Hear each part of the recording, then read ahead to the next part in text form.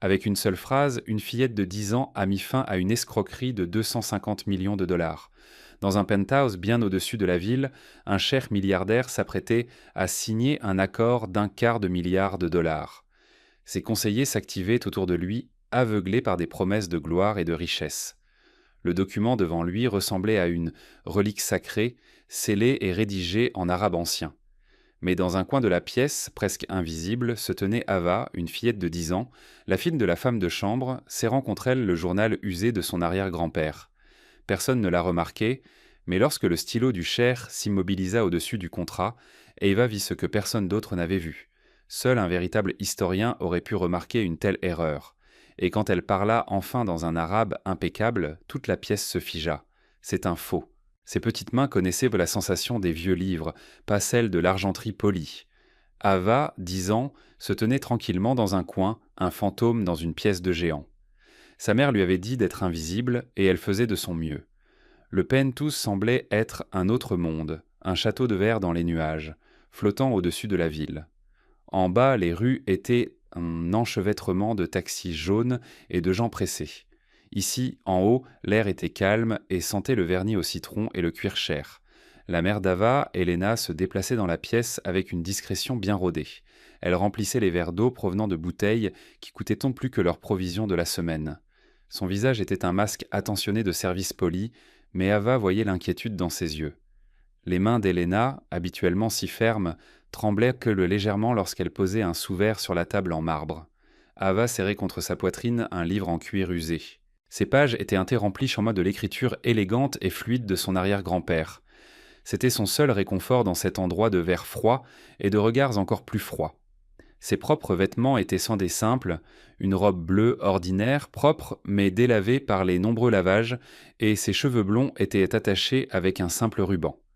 Elle savait qu'elle n'avait pas sa place ici, et les gens dans la pièce le lui faisaient en bien comprendre. C'était un des hommes en costume strict, qui coûtait un des plus cher qu'une voiture, avec des chaussures brillantes et des montres qui scintillaient sous l'éclairage encastré. Il parlait en la voix basse et sérieuse de chiffres avec tellement de zéros qu'Ava ne pouvait les compter. Leur hôte était le cher Tariq Al-Jamil, un homme âgé avec une barbe grise bien taillée et des yeux qui semblaient cacher une profonde tristesse. Il était assis dans un grand fauteuil en cuir, regardant l'horizon de la ville, et n'avait pas souri une seule fois. Il était entouré de conseillers, mais semblait seul, un homme qui inspirait le respect, mais qui aujourd'hui semblait porter un lourd fardeau. Bientôt l'instigateur de la réunion entra. Monsieur Alistair Finch. Il était grand et beau, avec des cheveux argentés et un sourire qui semblait trop éclatant pour être vrai. Il portait une élégante mallette en cuir et se déplaçait comme s'il possédait l'air même de la pièce. Il salua le cher d'une voix profonde et assurée, mais lorsque son regard tomba sur Helena, puis sur Eva, son sourire se crispa, devenant brusque et désagréable. Tariq, mon ami, commença monsieur Finch d'une voix douce comme de la soie, j'espère que tout est au prêt. Il fit un geste vague en direction d'Helena, sans la regarder, et que les distractions sont réduites au minimum. Le dos d'Helena se raidit. Elle hocha à peine la tête et alla prendre le manteau de monsieur Finch. Ava se serra plus profondément dans son coin, souhaitant que les ombres l'engloutissent entièrement. Le regard du cher se posa un instant sur Ava. Il n'y avait pas de gentillesse dans ses yeux, seulement une profonde fatigue. Il semblait trop fatigué pour corriger l'impolitesse de son invité. « Tout est prêt, Alistair », dit le cher d'une voix basse et grave. « Continuons. » Les hommes se rassemblèrent autour de la table massive en acajou.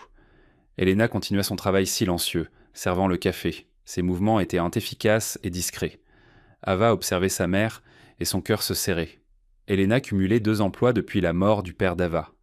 Ses mains étaient gercées, et son visage était souvent marqué par la fatigue. Elle faisait tout cela pour Eva, pour qu'elles aient un toit au-dessus de leur tête et de la nourriture sur la table. Elle endurait les regards condescendants et les tons méprisants d'hommes comme monsieur Finch pour qu'Eva ait une chance d'avoir une vie meilleure. Un des hommes à table, un jeune associé de monsieur Finch, ricana. Il se pencha vers son collègue et chuchota assez fort pour qu'Eva l'entende. « Tu peux croire ça, amener un enfant dans un endroit pareil ? Certaines personnes n'ont aucun sens des convenances. » Son ami hocha la tête en souriant. Elle n'avait probablement pas les moyens de payer une baby-sitter, c'est une honte, qui on laisse entrer de nos jours. Les mots étaient teintés comme de petites pierres acérées. Les joues d'Ava brûlaient de honte. Elle voulait s'enfuir, se cacher dans les bras de sa mère, mais elle resta immobile. Elle se souvint des mots de son arrière-grand-père qu'elle avait lus dans son journal le matin même. La dignité est une forteresse, ma petite étoile. Ne laisse pas les mots des petites gens en percer les murs. Alors elle se redressa, le menton haut. Ses doigts touchèrent les lettres dorées délavées du livre. La réunion commença. Monsieur Finch ouvrit sa mallette avec panache. Il parle d'investissements, d'opportunités historiques, de profits qui résonneraient à travers les générations. Sa voix était envoûtante. Il peignait des tableaux avec des mots, des sables du désert se transformant en or, des terres anciennes offrant de nouveaux trésors. Les hommes à table se penchèrent, les yeux brillants de cupidité. Même le cher fatigué semblait se redresser, une lueur d'espoir dans les yeux. Puis vint la pièce maîtresse de la présentation. M. Finch sortit un long étui cylindrique, le manipulant avec un soin extrême comme s'il contenait une relique sacrée. « Messieurs, dit-il en baissant la voix jusqu'à un murmure dramatique, la clé de notre avenir commun. » Il ouvrit l'étui et, à l'aide de gants blancs, déroula une longue feuille de parchemin jauni et ancien. Il était couvert d'une belle et complexe calligraphie arabe. En bas, il y avait un lourd sceau de cire, d'un rouge foncé sur le document vieilli. « L'acte de propriété original, annonça monsieur. L'acte de propriété, Finch délivré par les ancêtres de notre hôte respecté, le cher Tariq. Il confère la propriété incontestable de l'oasis d'Al-Aïn et de tous les droits miniers sous-jacents. Une ressource inexploitée d'une valeur, selon les estimations les plus prudentes, de 250 millions de dollars. Un soupir collectif parcourut la pièce. Les hommes regardaient voyant le document avec admiration. Le cher se pencha en avant, les yeux rivés sur le parchemin. C'était un morceau de l'histoire de sa famille, un lien avec le passé et une promesse pour l'avenir. Helena débarrassait les tasses de café vides de la table d'appoint près de l'endroit où se tenait Eva. En passant, l'un des investisseurs, un homme avec une grosse bague ostentatoire, fit un geste méprisant de la main. « Faites attention, femme, ce document vaut plus que toute votre vie. » Helena tressaillit, comme si elle avait été frappée. Elle hocha rapidement la tête, le visage pâle, et se retira vers la cuisine. Eva la regarda partir, et une colère brûlante monta dans sa petite poitrine. Elle se retourna vers la table, vers les hommes arrogants, vers M. Finch souriant, puis elle regarda le document de l'autre côté de la pièce. Ce n'était qu'un vieux papier, mais quelque chose semblait clocher. Eva avait passé des centaines d'heures à étudier les livres et les journaux de son arrière-grand-père. Il était historien, linguiste, un homme qui aimait le passé, et il lui avait appris à voir les histoires que racontaient dans les objets. Il lui avait appris à connaître le papier et l'encre, l'écriture et les sceaux. Ses yeux se plissèrent. Le parchemin était trop parfait, trop uniforme dans sa couleur jaune. Le vieux parchemin, le vrai vélin, avait souvent des imperfections, des zones plus minces où la peau de l'animal avait été raclée. L'encre, même à cette distance, semblait trop noire, trop nette. Les anciennes encres ferro-galliques s'estompaient jusqu'à un brin doux et rongeaient trop souvent le papier au fil des siècles, laissant un léger halo. Cette encre reposait simplement à la surface. Et le sceau, quelque chose n'allait pas avec le sceau. Le cher tendit la main vers un stylo très cher et doré. Le contrat se trouvait à côté de l'acte, attendant sa signature. Des millions de dollars allaient changer de main sur la base de ce morceau de parchemin. Un nœud de peur se serra dans le ventre d'Eva. Ils étaient tous en train de se faire avoir. Le sourire de M. Finch était celui d'un prédateur qui avait acculé sa proie. Helena revint dans la pièce avec une nouvelle cafetière. Elle se dirigea vers la table d'un pas hésitant, sachant que c'était un moment critique. Tout le monde retenait son souffle. Le seul son était le léger crissement de la plume du cher, suspendue au-dessus du papier. Ava devait faire quelque chose, mais quoi? Elle n'était qu'une enfant, la fille de la femme de chambre. Il l'avait déjà rejetée, insultée, fait se sentir comme une moins que rien. Qui l'écouterait? Elle fit un petit pas hors de son coin, puis un autre. Son cœur battait la chamade. Elle pensa au visage fatigué de sa mère, aux leçons de son arrière-grand-père. La vérité a une voix douce, avait-il écrit, mais c'est le son le plus fort dans une pièce remplie de mensonges. Elle ouvrit la bouche pour parler, mais seul un petit couinement en sortit, et personne n'entendit. La plume du cher toucha le papier. Dans un moment de pure panique, la main d'Ava, celle qui ne tenait pas le livre, heurta la petite table d'appoint. Sur celle-ci se trouvait un seul verre d'eau vide. Il bascula, vacilla pendant une seconde terrifiante, puis s'écrasa bruyamment sur le sol en marbre. Le son brisa le silence tendu, comme un coup de feu. Toutes les têtes se tournèrent brusquement dans sa direction. La plume du cher se souleva du contrat. Le visage de M. Finch, qui avait été un masque de triomphe, se tordit en une grimace de fureur. « Qu'est-ce que tout cela signifie » exigea-t-il, sa voix claquant comme un fouet. Il regarda Helena. Contrôlez votre enfant. C'est une maison d'affaires, pas une aire de jeu. Helena se précipita en avant, le visage blanc de peur et d'humiliation. Je suis vraiment désolé, monsieur. Terriblement désolé. Eva va à la cuisine tout de suite. Les autres investisseurs marmonnaient, secouant la tête avec dégoût. Incroyable, quelle audace. Sortez-la d'ici. Ava regarda le visage paniqué de sa mère, le cercle d'hommes en colère et puissant. Elle vit le cher, son expression indéchiffrable, les mains toujours suspendues au-dessus du contrat. Elle vit M. Finch, ses yeux la transperçant de pure haine. Elle savait qu'elle avait une chance un seul instant avant d'être mise à la porte. Elle prit une profonde inspiration. Elle ne regarda pas sa mère. Elle regarda droit dans les yeux le cher Tariq Al-Jamil.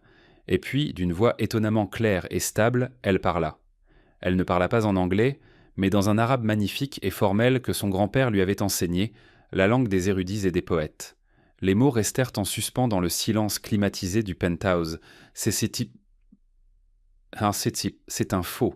Un silence profond s'installa dans la pièce. Les investisseurs la regardaient en bouche bée. Ils ne comprenaient pas les mots, mais ils comprenaient en le ton un ton de certitude absolue. La mâchoire de M. Finch tomba, et une lueur de pure panique traversa ses yeux avant qu'il ne puisse la dissimuler. Helena se figea, sa main à mi-chemin de l'épaule d'Ava. Elle regardait sa fille comme une étrangère, n'ayant pas la moindre idée qu'Eva pouvait parler arabe. Mais le cher Tariq Al-Jamil comprit. Sa tête, qui était penchée sur le contrat, se releva lentement. Ses yeux sombres et fatigués s'écarquillèrent d'abord d'incrédulité, puis avec une concentration croissante et intense. Il regarda la petite blonde, une fille américaine dans une robe bleue délavée, comme s'il la voyait pour la première fois. Le silence s'étira, épais et lourd. Toute la transaction de 250 millions de dollars était en suspens, retenue par les mots silencieux et impossibles d'une fillette de 10 ans. Le cher posa lentement son stylo. Il ne regarda pas M. Finch, il ne regarda pas ses conseillers, il ne regarda qu'Eva. « Qu'as-tu dit » demanda-t-il d'un ton bas et dangereux. Il parlait en anglais, mais ses yeux exigeaient une réponse en arabe. M. Finch retrouva enfin sa voix. Il eut un rire bref et forcé qui ressemblait plus à un aboiement, un tour qu'elle a dû apprendre. Ne sois pas absurde, Tariq. C'est une enfant. Que peut-elle savoir ? Il fit un geste méprisant de la main. Helena, prends ta fille et pars. Tu es renvoyée. Helena tendit la main vers Eva, tout son corps tremblait. Eva, viens, s'il te plaît. C'était une catastrophe.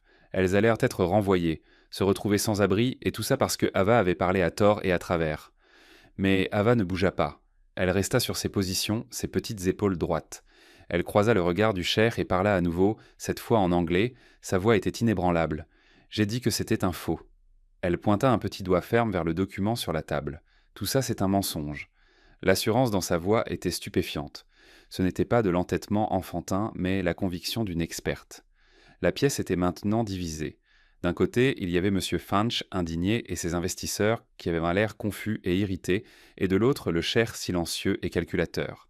Et au milieu, il y avait Ava, un minuscule îlot de défi. « C'est scandaleux !»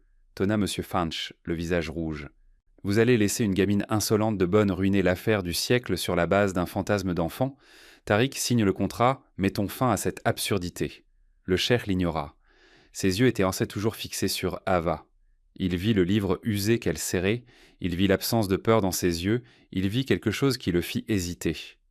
Dans son monde de tromperie et de flatterie, une honnêteté brute et sans peur était une denrée rare et précieuse. « Prouve-le », dit doucement le cher. 2 mots tombèrent dans la pièce avec le poids d'un marteau de juge. La tirade furieuse de M. Finch lui resta dans la gorge.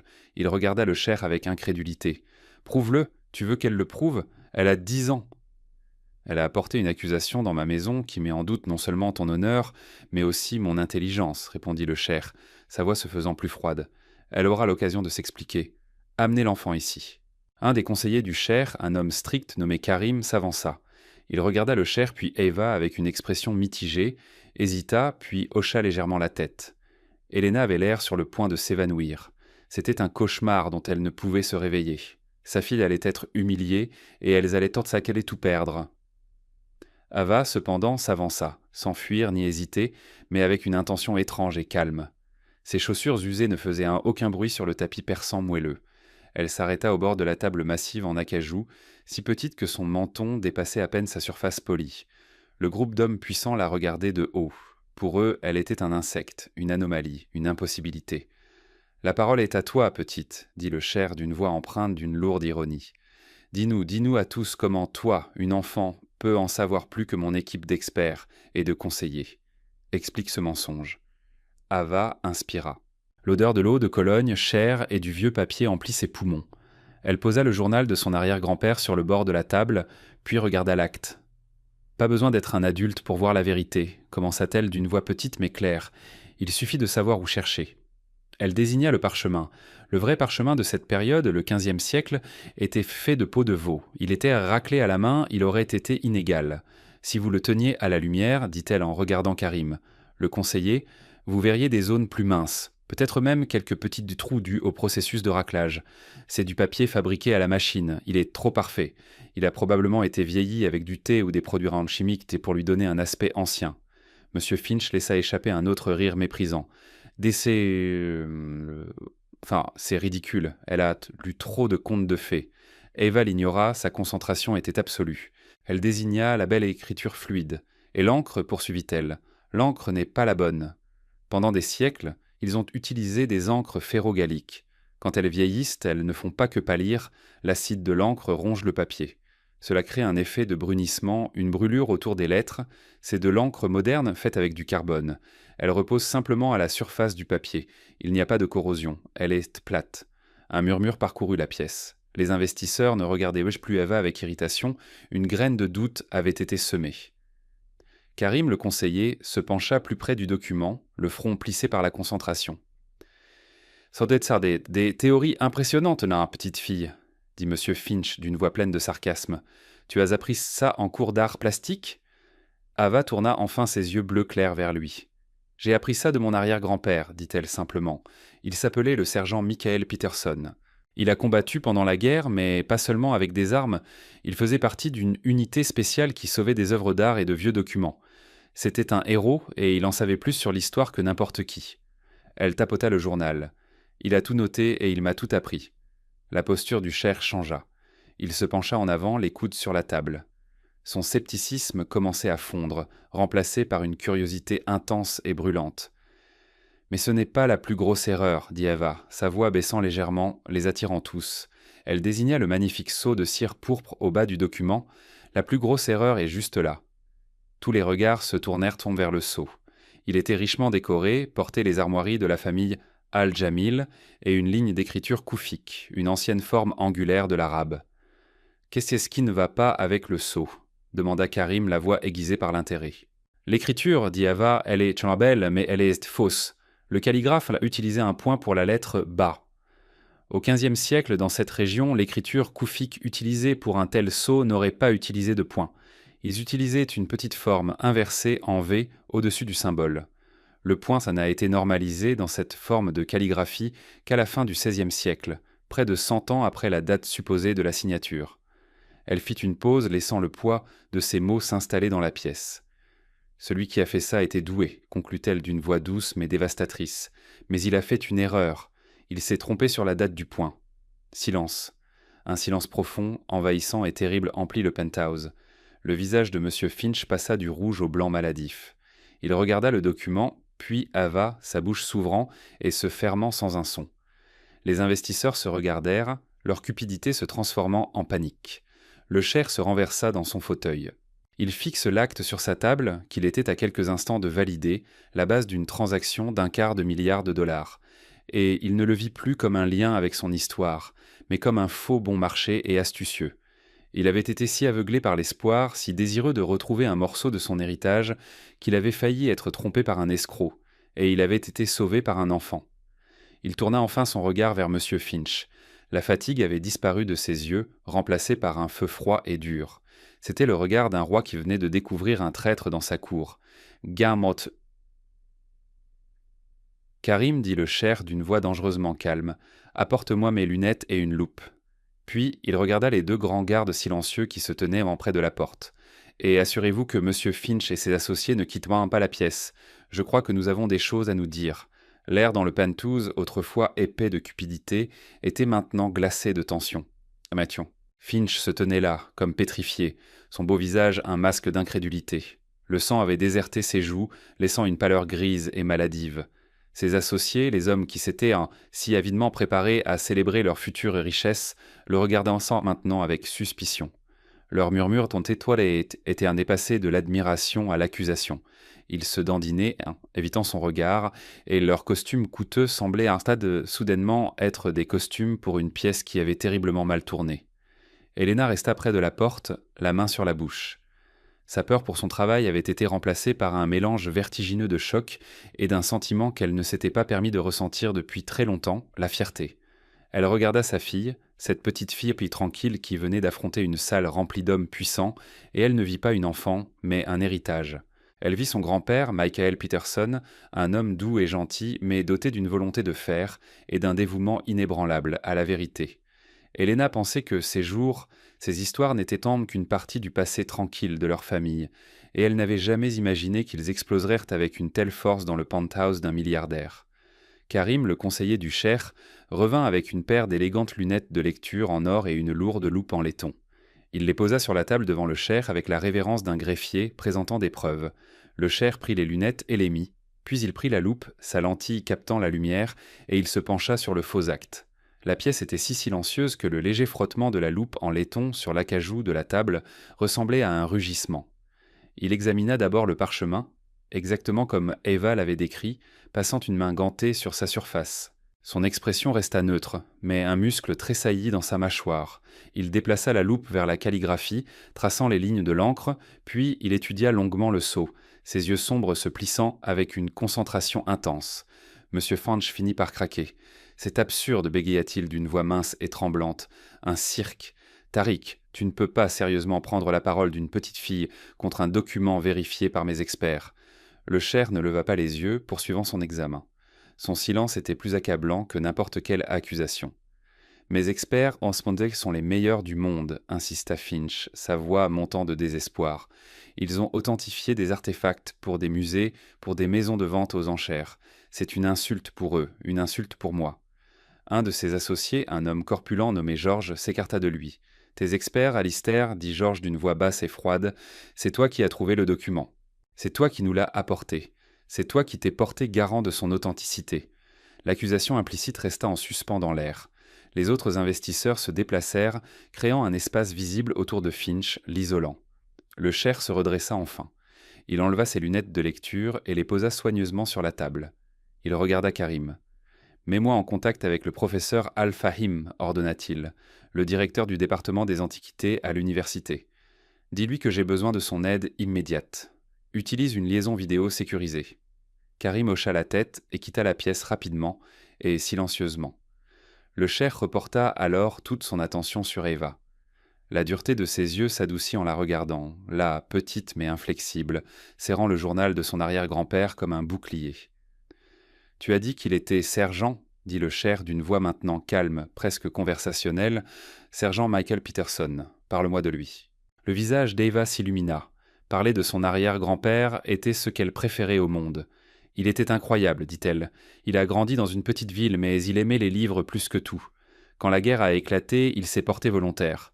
Mais ils ont découvert à quel point il connaissait l'art, l'histoire et les langues. Alors ils l'ont mis dans un groupe spécial. »« Les Monument Men » dit le cheikh avec une lueur de reconnaissance dans les yeux. Eva hocha la tête avec enthousiasme. « C'est comme ça qu'on les appelait. Il a voyagé dans toute l'Europe trouvant des peintures et des statues que les méchants avaient volées, et il les a sauvées.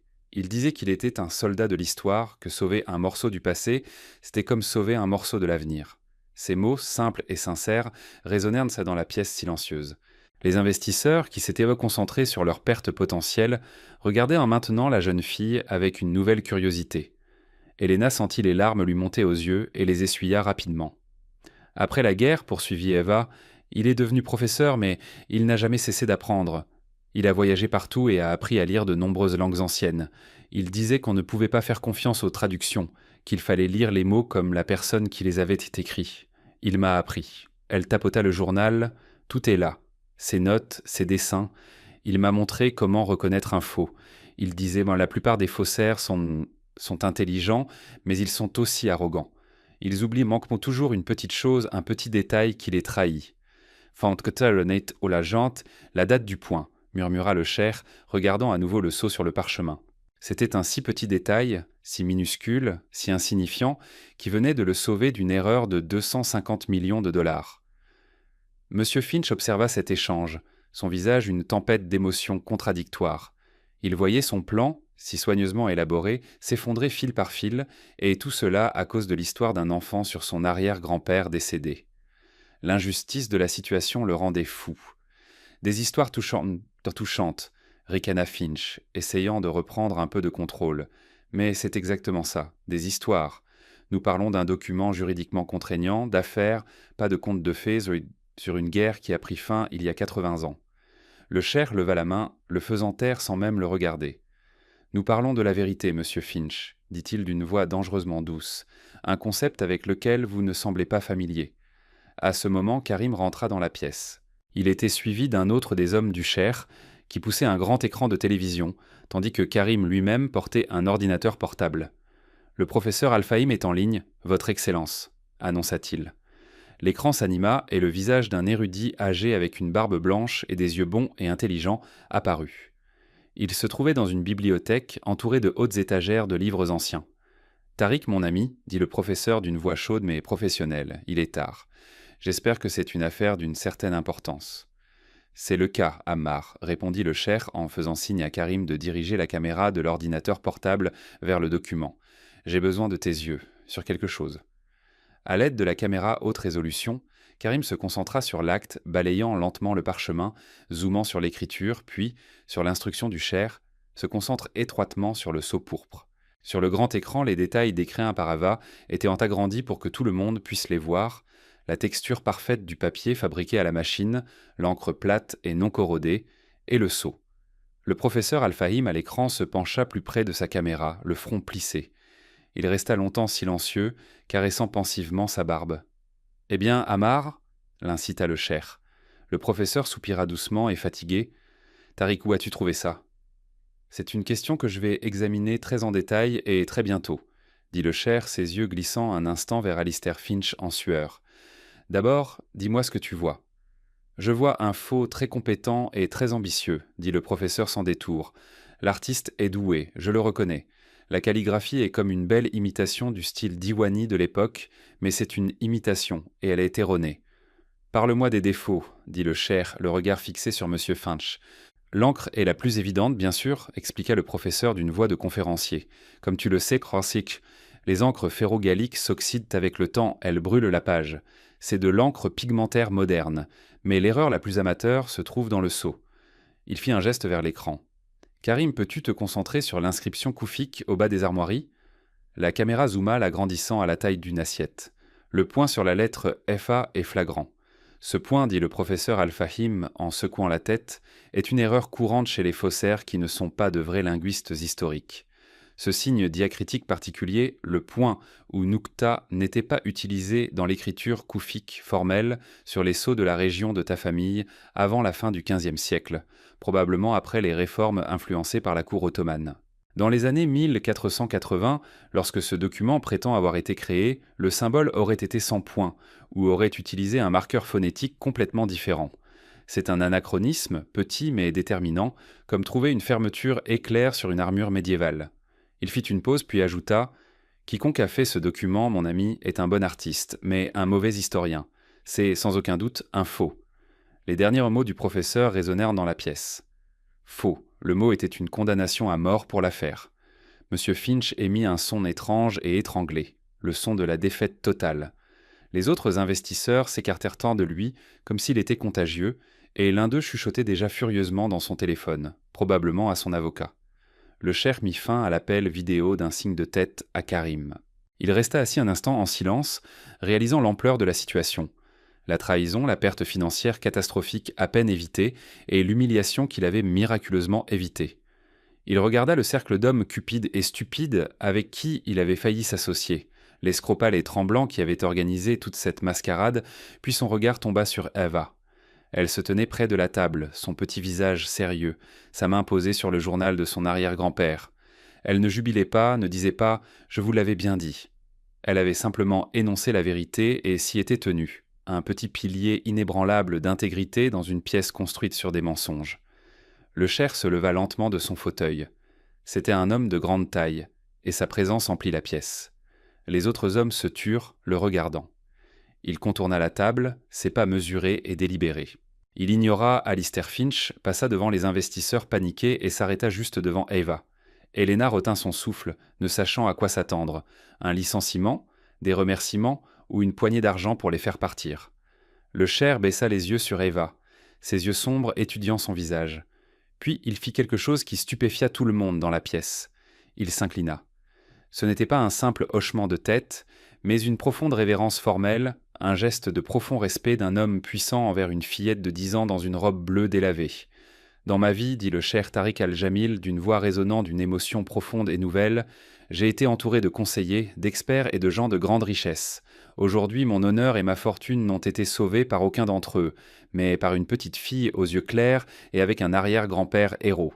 Il se redressa et regarda Helena. Le masque poli de l'employeur avait disparu, il la regarda avec une gratitude et un respect sincère. « Votre fille, madame, est une personne exceptionnelle. Vous devriez être très fière d'elle. » Helena ne put qu'acquiescer, la gorge nouée par l'émotion. Le Cher se tourna alors vers Karim, sa voix redevenant calme. « Karim, veuillez accompagner M. Finch et ses collègues à la bibliothèque. Offrez-leur des rafraîchissements et demandez à ma sécurité de s'assurer qu'ils ne quittent d'un pas l'étage. Mes avocats seront là dans 25 minutes. » Finch ouvrit la bouche pour protester, mais un seul regard du Cher le fit taire. Le jeu était terminé, il avait perdu. Vaincu et humilié, lui et ses désormais anciens associés furent conduits hors de la pièce comme des prisonniers. L'air devint instantanément plus pur, plus léger. Le majestueux salon du Pentouz était maintenant vide, à l'exception du Cher, d'Ava et d'Helena. Les faux documents gisaient toujours sur la table, témoignage de la catastrophe évitée. Le Cher désigna les confortables canapés. « S'il vous plaît, dit-il à Helena et Ava, asseyez-vous. Vous n'êtes plus du personnel ici, vous êtes mes invités d'honneur. » Hésitantes, Helena et Ava s'assirent sur le bord du canapé crème, qui coûtait probablement plus cher que leur voiture. Le Cher s'assit en face d'elle, non pas dans son imposant fauteuil en cuir, mais dans un plus petit, se rapprochant, créant une atmosphère d'intimité. « J'ai une dette envers vous que je ne pourrai jamais vraiment rembourser, dit-il en regardant Eva. Mais je dois essayer. Dites-moi ce que je peux faire pour vous. Tout ce que vous souhaitez, un cadeau, une récompense. » Il pensait à l'argent, bien sûr, un fonds en fiducie, une bourse. Il pourrait assurer son avenir et celui de sa mère pour le reste de leur vie. C'était le moyen le plus simple et le plus facile de montrer sa gratitude. Ava regarda sa mère, puis le Cher. Elle réfléchit un instant, mais pas à des jouets ou à de l'argent, mais à quelque chose de complètement différent. « Votre famille est très ancienne, n'est-ce pas ?» demanda-t-elle. Le Cher hocha la tête, intrigué. « Oui, depuis de nombreux siècles. »« Avez-vous une bibliothèque ?» demanda Ava, les yeux grands ouverts d'excitation. « Une vraie, avec de très vieux livres ?»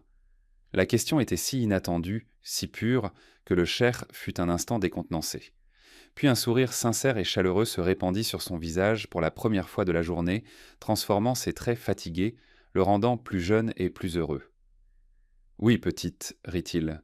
J'ai une bibliothèque, une très vraie, avec des livres très, très anciens. » Il se pencha en avant, un éclair de complicité dans les yeux. « Certains d'entre eux, chuchota-t-il, sont même plus vieux que ton arrière-grand-père. » Le soupir d'admiration d'Ava fut la chose la plus honnête et la plus précieuse que le Cher ait entendue de toute la journée. Pour lui, cela valait plus que tout l'argent qu'Alistair Finch avait essayé de voler. À ce moment, il comprit que la récompense que voulait cet enfant n'était pas quelque chose qu'il pouvait acheter, mais quelque chose qu'il pouvait partager. La connaissance, l'histoire, la chose même que son arrière-grand-père lui avait appris à chérir. C'était une dette d'honneur qui serait payée non pas en or, mais avec le bruissement de pages anciennes.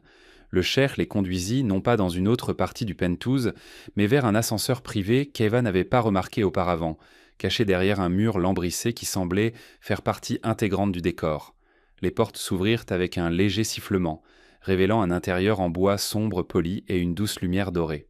Pendant qu'il descendait, un léger bourdonnement remplaça le bruit lointain de la ville. Il semblait qu'il quittait le monde moderne, s'enfonçant dans quelque chose de plus ancien et de plus silencieux. « Mon appartement est pour les affaires, » expliqua le Cher, sa voix s'adoucissant dans l'espace confiné, pour rencontrer des gens comme Alistair Finch. Mais ma maison, ma bibliothèque, c'est pour l'âme. Les portes de l'ascenseur s'ouvrirent directement sur la pièce la plus magnifique qu'Eva ait jamais vue. Ce n'était pas une pièce, mais un sanctuaire, haut de 2 étages, avec des murs du sol au plafond remplis de livres. Les étagères en bois sombre étaient armes surchargées d'encre de volumes en cuir, leur dos brillant de dorure à la feuille dans la lumière chaude et ambiante. Un escalier en colimaçon en fer sombre et richement ouvragé serpentait jusqu'à une galerie au deuxième étage qui faisait le tour de toute la pièce. Au centre de l'espace, sur un grand tapis persan finement tissé, se trouvaient plusieurs fauteuils en cuir profond et des tables basses, invitant à une contemplation silencieuse. L'air sentait le vieux papier, le cuir et la cire d'abeille, une odeur qu'Eva associait au bureau de son arrière-grand-père, une odeur qui sentait la maison. Eva se figea sur le seuil, ses yeux bleus grands ouverts d'émerveillement, ce qui éclipsa tout ce qu'elle avait vu ce jour-là. Le château de verre du Pentouse était impressionnant, mais c'était magique, un trésor bien plus précieux que celui que M. Finch avait essayé de vendre. Helena aussi était sans voix. Elle avait passé sa vie à nettoyer les espaces stériles et impersonnels des riches, et elle n'avait jamais été invitée au cœur d'un tel endroit, dans une pièce qui ne parlait pas d'argent, mais de passion et d'histoire. Le cher observait Ava, un sourire aux lèvres. Sa réaction était la plus pure forme de louange que la pièce ait jamais reçue. « Allez-y, dit-il doucement, elle ne mord pas. » Ava fit un pas hésitant en avant, ses doigts effleurant le dos du livre le plus proche. Elle pencha la tête pour lire le titre, ses lèvres bougeant silencieusement. Elle était en présence de la grandeur, de milliers d'histoires et d'expériences de vie, et elle traitait cela avec le respect d'un vrai croyant. « C'est plus grand que tout ce que j'avais imaginé, » chuchota-t-elle, la voix pleine d'admiration. « Mon père a commencé la collection, dit le cher en entrant lentement dans la pièce, et son père avant lui. J'y ai ajouté au fil des ans. C'est ma seule vraie faiblesse. » Il désigna une grande vitrine en verre au centre de la pièce. Certains des plus anciens objets sont ici. Ava et Helena le suivirent. À l'intérieur de la vitrine, sur du velours sombre, reposaient des artefacts anciens. Une tablette d'argile couverte d'écritures cunéiformes, un fragment d'un rouleau égyptien du Livre des Morts et plusieurs manuscrits magnifiquement enluminés de l'âge d'or islamique. Ava regarda un Coran du Xe siècle. Ses pages ornées de feuilles d'or complexes et de lapis lazuli, la calligraphie était stupéfiante. « C'est magnifique, souffla-t-elle. C'est le travail d'un véritable artiste, dit le cher, la voix pleine de sens, quelqu'un qui comprenait de l'histoire, qui respectait les matériaux, pas un charlatan cherchant un profit rapide. L'ombre de la trahison de M. Finch planait toujours, mais ici dans cette pièce, elle semblait perdre de sa force, diminuée par le poids de l'histoire authentique. Il se tourna vers Helena. « Mademoiselle Peterson, dit-il en utilisant son nom de famille avec un respect entièrement nouveau, votre fille a un don remarquable, un don hérité, semble-t-il, d'un homme remarquable. » Helena retrouva sa voix, bien qu'elle soit épaisse d'émotion. « Mon grand-père, c'était juste un homme tranquille. Il aimait ses livres. Je n'ai jamais pensé... » Ses mots s'interrompirent. Elle regarda Eva, qui traçait maintenant des yeux les lignes de la tablette cunéiforme, le front plissé par la concentration. Comment n'avait-elle pas vu la profondeur de l'héritage qu'il avait transmis à sa fille ? « Les gens tranquilles sont souvent ceux qui changent le monde, » répondit le cher. « Ils ne font pas de bruit, ils font simplement le travail qui compte. » Il fit une pause, le regard pensif. « Je pensais ce que j'ai dit là-haut. Je vous dois une dette, et je n'aime pas être endetté. » Il se dirigea vers un petit bureau élégant dans un coin de la bibliothèque et prit un carnet de chèques. C'était la solution du milliardaire, une simple transaction. L'estomac d'Helena se serra. Elle appréciait le geste, vraiment. L'argent changerait leur vie. Cela signifierait la fin de l'inquiétude constante, du deuxième emploi, de la peur d'être en retard, mais d'une manière ou d'une autre, cela semblait inadéquat, comme un paiement pour un service rendu, et ce qu'Eva avait fait était bien plus que cela. Avant que le cher ne puisse écrire quoi que ce soit, Ava parla. Sa voix attira leur attention sur la vitrine. « Celui-là n'est pas vrai. » Son affirmation, si semblable à celle qui avait fait échouer l'affaire à l'étage, resta en suspens dans l'air calme de la bibliothèque. Le cher se figea, son stylo suspendu au-dessus du chèque. Le cœur d'Helena lui sauta à la gorge. « Oh, Eva, non, pas maintenant. Ne tente pas le destin. » Le cher reposa lentement le carnet de chèques et retourna à la vitrine, son visage indéchiffrable. « Qu'as-tu dit ?» Eva désigna un petit poignard d'aspect simple avec une poignée ornée de bijoux, posé à côté d'une collection de pièces de monnaie anciennes. « Celui-là, dit-elle, le poignard. Il n'est pas de la même époque que les pièces. » Le cher regarda le poignard qui était dans sa famille depuis des générations, supposément une relique d'un lointain ancêtre, un poète guerrier du Xe siècle. C'était l'un de ses biens les plus précieux. « Ce poignard est dans ma famille depuis 300 ans, dit-il d'une voix égale. Il a été authentifié par le British Museum en 1958. Eva ne fléchit pas. Ils se sont trompés, dit-elle avec la même assurance simple qu'auparavant. Elle le regarda, son expression n'était pas arrogante, mais serviable. C'est le travail du métal sur la poignée, la filigrane. Ce style n'était pas utilisé dans cette région avant bien plus tard, probablement à l'époque ottomane. Il a l'air plus vieux parce que la lame est vieille. La lame est authentique du Xe siècle, mais quelqu'un a probablement trouvé la lame et a ajouté une poignée élégante au XVe ou XVIe siècle pour la rendre plus précieuse. Elle baissa les yeux sur le journal de son arrière-grand-père, qu'elle avait posé sur le bord de la vitrine, semblant rassembler son courage. Mon arrière-grand-père a écrit sur ce genre de choses. Il les appelait des mariages. Quand quelqu'un prend deux vieilles choses et les assemble pour en faire une nouvelle fausse, c'est plus difficile à détecter qu'un faux complet, parce que ces parties sont réelles. Le cher regarda le poignard, un objet qu'il chérissait, une histoire en laquelle il avait cru toute sa vie. Il l'avait montré à des érudits, des historiens, des collectionneurs, et personne ne l'avait jamais remis en question. Maintenant, cette fillette de 10 ans le disséquait avec la précision désinvolte d'un maître chirurgien. Il ressentit une douleur soudaine et aiguë, pas de la colère, mais autre chose, un sentiment de révélation. Combien de ce qu'il croyait être réel était en fait une histoire soigneusement construite ?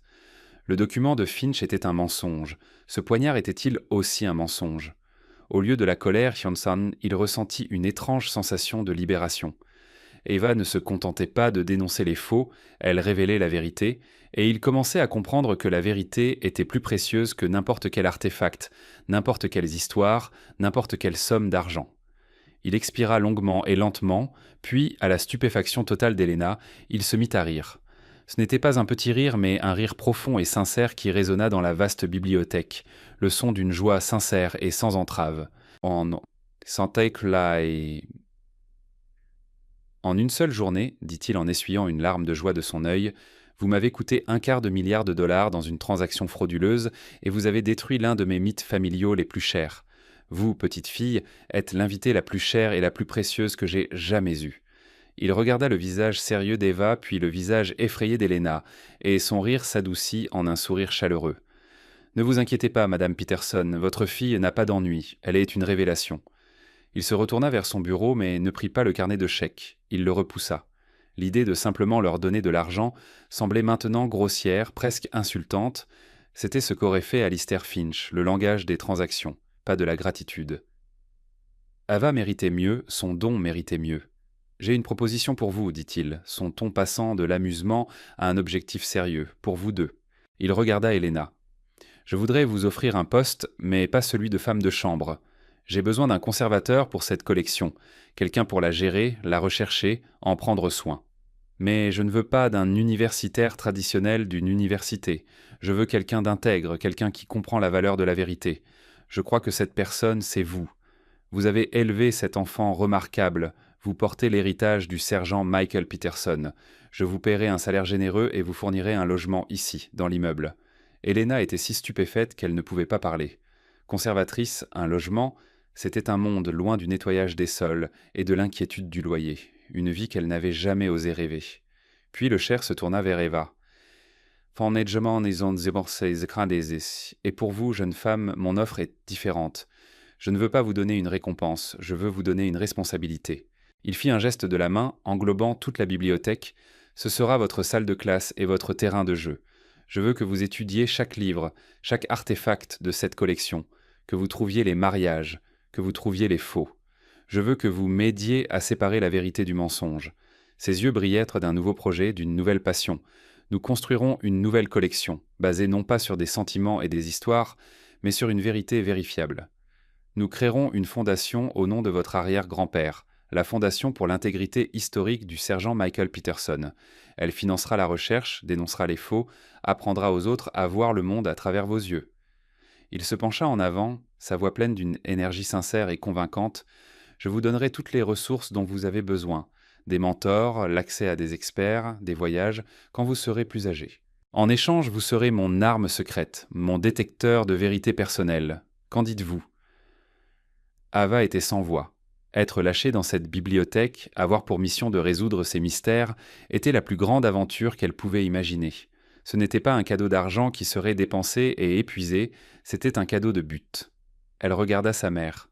Le visage d'Helena était une toile d'incrédulité et de joie naissante. Les rides d'inquiétude qui semblaient gravées à jamais autour de ses yeux avaient en disparu, remplacés par l'éclat de larmes de bonheur non contenues. Elle hocha la tête à Ava, une permission silencieuse, une compréhension partagée que leur vie venait de changer de manière irréversible. Ava se retourna vers le cher. Elle ne sauta pas de joie, ni ne cria, elle se redressa simplement un peu plus, une expression solennelle sur son jeune visage. Elle tendit la main, non pas comme une enfant, mais comme une partenaire égale, concluant un accord. D'accord, dit-elle, la voix claire et ferme. C'est un accord, mais j'ai une condition. Le cher, intéressé et intrigué, prit sa petite main dans la sienne. Dites-la. Je veux commencer, dit Ava, ses yeux brillant en direction de la vitrine, avec ce poignard. Le sourire du cher était large et sincère. Au cœur de sa bibliothèque silencieuse, entourée des fantômes de l'histoire, il avait perdu $250 millions et un mythe familial chéri, mais il avait trouvé quelque chose d'infiniment plus précieux. Il avait trouvé la vérité et elle était venue sous la forme d'une fillette de 10 ans, aux cheveux blonds, dans une robe bleue délavée et avec un arrière-grand-père héros. La vraie d'histoire, il le savait, ne faisait que commencer. Les jours qui suivirent furent un tourbillon de changements pour Eva et Helena. Elles quittèrent leur petit appartement exigu avec sa plomberie bruyante et sa vue sur un mur de briques pour une résidence spacieuse et lumineuse à un étage inférieur de l'immeuble du Cher. Elle avait des meubles confortables, une cuisine moderne et, plus important pour Eva, un mur entier d'étagères vides qui attendaient d'être remplis. Pour la première fois depuis des années, Helena n'avait pas à se précipiter à un deuxième emploi de nettoyage de bureau tard le soir. Elle pouvait préparer le dîner pour Eva, l'aider avec ses devoirs et s'asseoir avec elle le soir, juste pour parler. L'anxiété constante et lancinante, qui avait été sa compagne si longtemps, commença à s'estomper, remplacée par un sentiment calme de paix et de sécurité. Helena commença son nouveau rôle de conservatrice avec une diligence et une passion qui la surprirent à même. Le Cher lui fournit des ressources, la mettant en contact avec des experts de musées et d'universités. Elle commença par le poignard, organisant son envoi à un spécialiste de la métallurgie historique. Le rapport revint quelques semaines plus tard, confirmant le diagnostic étonnant d'Ava. Une lame authentique du Xe siècle en acier de Damas, habilement mariée à une poignée du XVe siècle de style ottoman. Un objet magnifique et précieux en soi, mais un mariage. Exactement comme Ava l'avait dit. C'était la première découverte officielle pour la collection, la première vérité reconquise sur le mensonge. Helena découvrit que les compétences qu'elle avait acquises en tant que femme de chambre, l'attention aux détails, l'organisation méticuleuse, une nature calme et observatrice, convenaient parfaitement au monde de la conservation. Elle catalogua chaque livre, chaque artefact, son écriture soignée et précise dans de nouveaux journaux. Elle n'était plus invisible, elle était la gardienne de l'histoire, une partenaire dans la nouvelle et vitale mission du Cher. Pendant ce temps, la vie d'Eva se transforma en une grande aventure.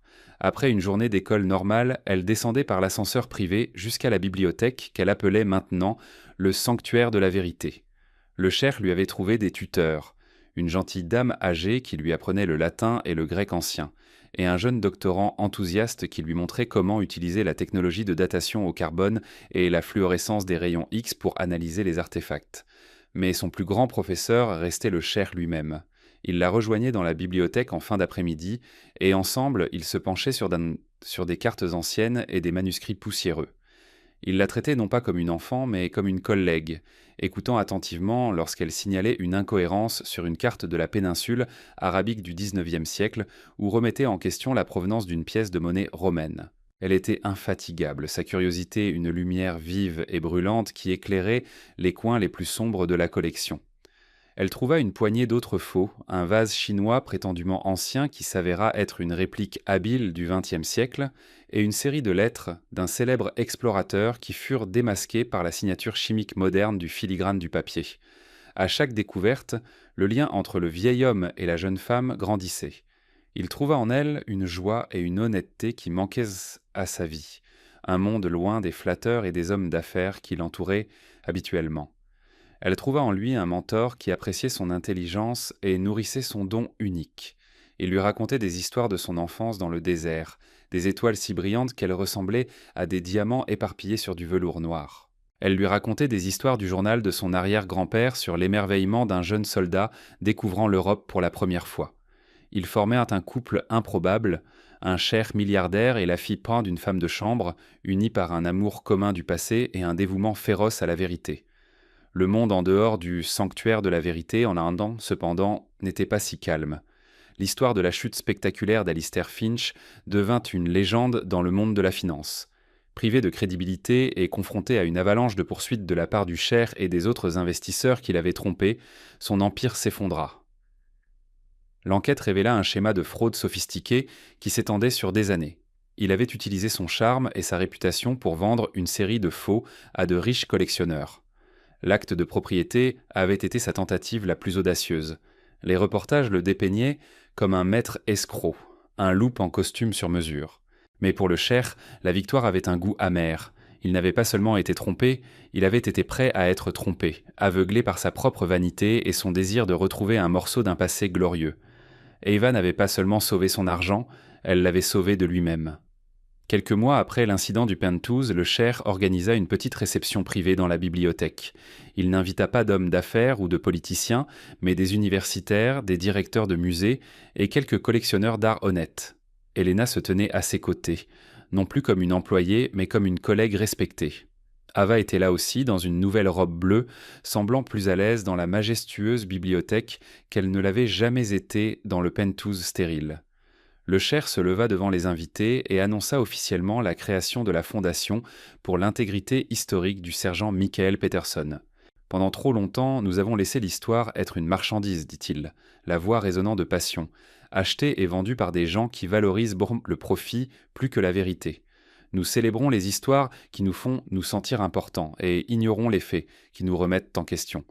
Mais l'histoire n'est pas un recueil de contes de fées. C'est une science, c'est une discipline, et son fondement doit être la vérité. Il parla du sergent Peterson, un homme qu'il n'avait jamais rencontré, mais dont l'héritage façonnait maintenant le sien. Il parla des héros silencieux, des érudits et des défenseurs du patrimoine qui accomplissent le travail lent et patient de découverte du passé, non pas pour la gloire ou la fortune, mais parce qu'il croyait que cela comptait. Et puis, il présenta la première boursière de la Fondation, son étoile polaire. Il appela Ava à ses côtés. Elle se tint devant la petite foule, sans peur, mais pleine d'une confiance tranquille. Elle leva le journal de son arrière-grand-père. « Mon arrière-grand-père m'a appris que chaque objet raconte une histoire, dit-elle, sa jeune voix claire et vraie, mais certaines histoires sont des mensonges. Il a dit « Notre travail est d'écouter assez attentivement pour faire la différence. » En regardant les visages des invités, elle ne vit ni jugement ni condescendance, mais du respect. Elle n'était plus la fille invisible dans le coin. Elle avait une voix et les gens écoutaient enfin.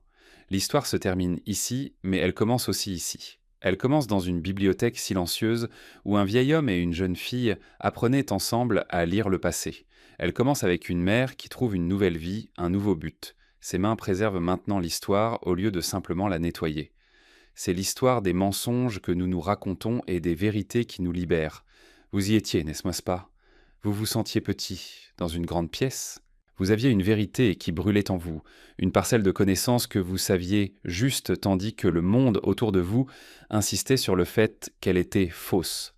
Vous avez vu des gens valoriser un mensonge brillant et coûteux plutôt que des faits simples et sans fioriture. Vous avez ressenti la frustration de ne pas être entendu, d'être jugé, non pas pour qui vous êtes, mais pour ce que vous semblez être. L'histoire d'Ava est un rappel que la voix la plus puissante n'a pas besoin d'être la plus forte, elle doit simplement être la plus vraie. Il s'agit d'avoir le courage de dire cette vérité, même quand votre voix tremble, même quand vous faites face à des géants. C'est une histoire qui prouve que l'intégrité n'est pas une question d'âge, de richesse ou de statut, c'est un choix. La dignité est une forteresse, et ces murs ne peuvent jamais être percés par les chuchotements des petites gens ou la grande tromperie d'une escroquerie d'250 milliards de dollars. Vous n'aviez pas tort de croire en ce que vous saviez. La vérité a toujours été là. Il vous suffisait d'attendre que le monde devienne assez silencieux pour l'entendre. Et c'est là que nous allons terminer l'histoire pour l'instant. Quand je partage une de ces histoires, j'espère qu'elle vous donne une chance de sortir du quotidien et de vous laisser un peu porter. J'aimerais savoir ce que vous faisiez en écoutant. Peut-être que vous vous détendiez après le travail, que vous conduisiez tard le soir ou que vous vous calmiez simplement. Laissez des messages dans les commentaires, je les lis vraiment tous. Et si vous voulez vous assurer que nous nous croiserons à nouveau, un like et un abonnement font une énorme différence. Merci d'avoir passé ce temps avec moi.